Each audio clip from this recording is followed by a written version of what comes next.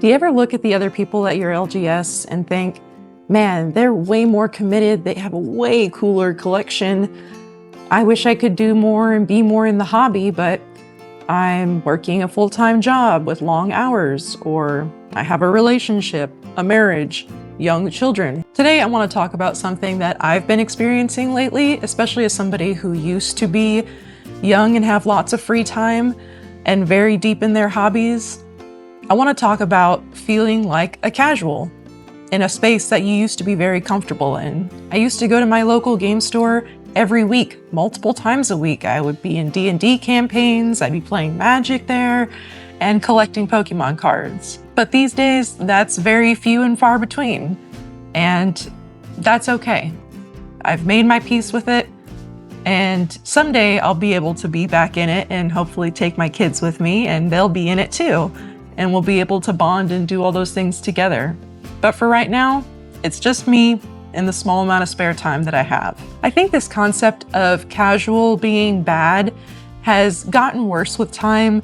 I know, when niches were smaller and it was not as cool to be into these things, the people that perhaps were in your niche might give you some flack, but nobody else really would. Now it feels like everyone's maxing and everyone's doing the absolute most that they can with what they are doing. And for the rest of us, that's just not possible. We've chosen to dedicate our time and our lives to other things that have more value to us while still wanting to love and appreciate the hobbies that we used to enjoy.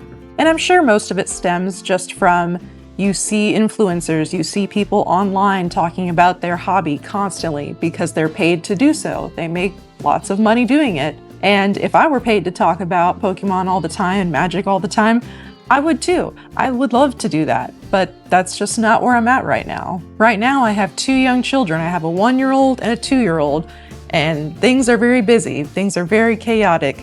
They're too young to rip packs. They're just old enough to hold and play with and damage my bulk cards. I bought a commander deck because I had been out of Magic for about 10 years. And in the time that I was gone, a lot of sets had come out. A lot of things had changed. I used to play Standard at my game store when I was younger.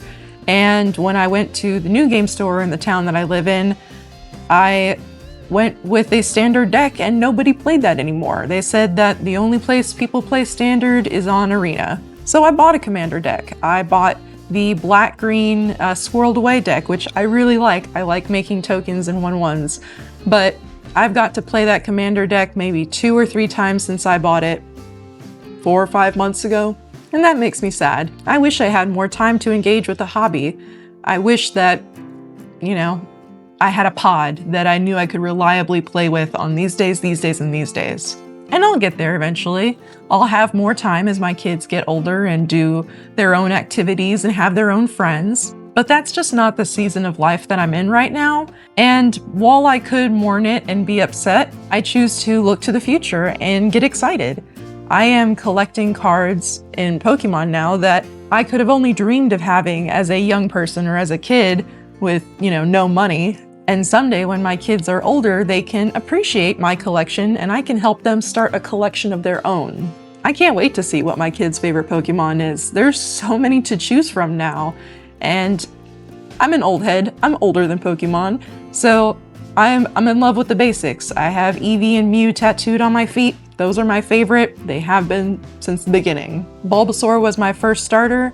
And when I played the game a second time around, I chose Charmander and regretted it because it was super difficult for the first 3 or 4 gyms. Where I meant to go with that was, you see these people online, they're doing it all the time, that's what they're paid to do, but the vast silent majority are casual players, are casual collectors. And I think it's important to just remember that when you're feeling down or wishing you could do more or had more time. It's kind of like when you first start collecting a certain type of card and you want to have every card and fill your binder, but in reality, it's gonna take time. You're gonna have to piece it together, whether you're opening packs, which that's expensive, or if you're buying them online or at conventions. When it comes to Magic, I collect fun food tokens. That's part of why I made my video not too long ago. With Pokemon, like I said, I collect Mews and Eevees. That's what I love. And really, it's a marathon. It's not a race. You slowly build over time, you get this really cool collection, and then later you get to look at it. If you were able to pick up all of the cards you wanted instantly, there'd be no fun in it. It's like when you cheat in a video game and now you have infinite money glitch and you can just buy any of the equipment or the stuff you want. There's not a real reward. You don't feel like you earned that really cool shield or sword. I think a problem also that you experience as a creator or as a normal person in the store is trying to talk to other people engaged in the hobby. If you don't know as many new things as the person next to you, it can feel intimidating or you can feel less than. Sometimes people judge you and that's not cool, but it's gonna happen. I really wanted to go to the pre-release for Secrets of Strixhaven. It was a really cool set. I really liked the different schools you could do.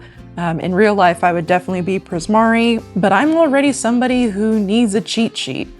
Like I said, had been out of Magic for a long time and I'm still very rusty. I haven't got to play very much, so when it comes to keywords, when it comes to phases of, combat and cleanup and all that, I still get confused. I didn't want to go to pre-release and ruin someone else's time by being an inexperienced player. I didn't want to slow down the games, and I would feel bad if I went and lost every game, like I did with Lorwyn. But the folks at my game store are really cool.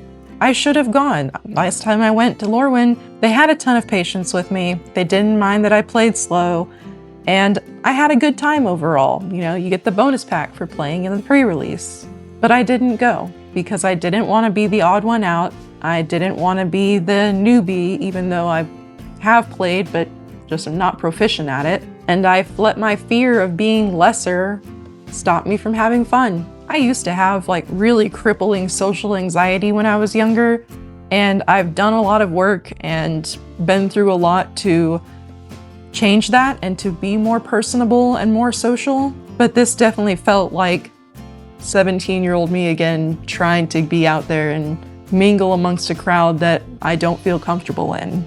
The trading card hobby belongs to everybody. It doesn't matter if you are fresh, if you haven't been there in a long time, or if you're a veteran. Don't let your fear of falling behind keep you from doing your hobbies.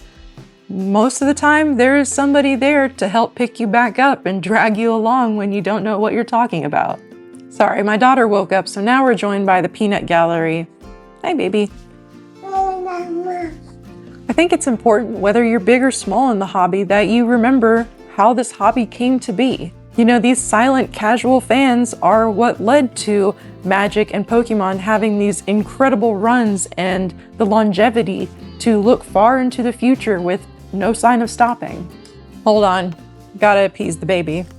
There you go, sweet pea. I see no reason why Magic, or especially Pokemon, can't make it another 30 years. If I'm really lucky, when I'm 102, Pokemon will turn 100 years old, and that would be really cool to see. Imagine the value of my Mew collection when it's 100 years old. But now I'm sounding like an investor, bro. I think my point is that no matter what your level of hobbyist is, don't let that stop you. You can always change. You can always grow more knowledgeable about your hobby. Don't let the influencers and investor bros tell you that you're lesser because you rip all of your ETBs and how could you lose so much money? Do what you love in your hobby. Do what makes you happy. If you want to hold sealed items because you really like to have a collection of sealed, go for it. If you collect singles and you want all of one type of Pokemon, I'll have it someday. Go for it. May do what makes you happy. Hobbies are meant to be enjoyed. And in this modern time where every hobby has to be a side hustle and you can't enjoy something unless you're making money from it, get back to the basics. Re-fall in love with your favorite things. Go to game nights. Go to Friday Night Magic. Go be amongst people who understand you. And don't fall into the trap of trying to be the biggest, the best, most impressive collector, player, what have you. Don't collect cards because they have the most value. Collect them because you like them. You know what, scratch that. You collect whatever you want. That's the point of this whole thing. Whether it's the price, the artwork, the Pokemon, the food tokens, whatever. Enjoy the hobby as you see fit. But that's all I've got for today, folks. So, my name's India. This has been CardonaComicsTCG. That has been Eve talking in the background, and we'll catch you on the flip side. Bye.